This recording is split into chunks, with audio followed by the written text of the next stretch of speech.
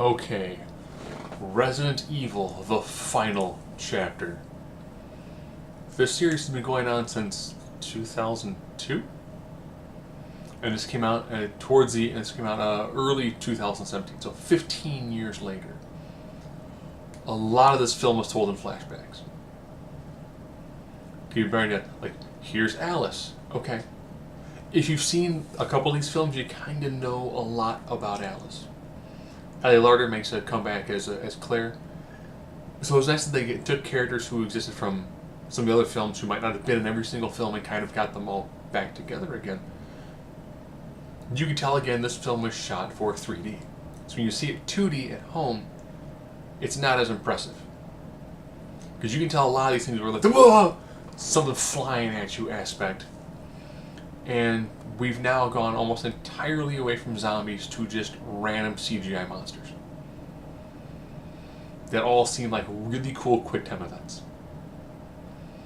They throw in a couple more twists and turns.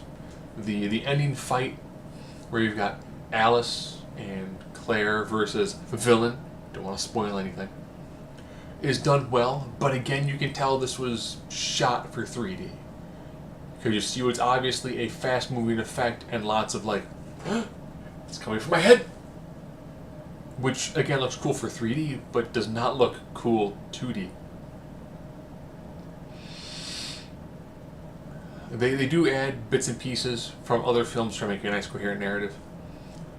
It's like all the other ones where it's Alice finds some more survivors, battles a new random monster, defeats that random monster. Umbrella still exists, even though it's been destroyed multiple times. There's still bits and pieces of it that exist.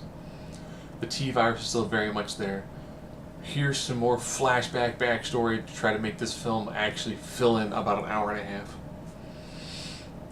It's towards the end where they do much more of revelation of the Alice character and more of the rationales behind and some of those aspects. That's not bad. It felt like it was a nice and closure. That's called the final chapter. But dang it if it doesn't end with Alice on a motorcycle saying her job is not over. Quit calling movies the final chapter. Because final should mean final. And I'm aware if you like video games, Final Fantasy keeps on going, Final Fight keeps on going.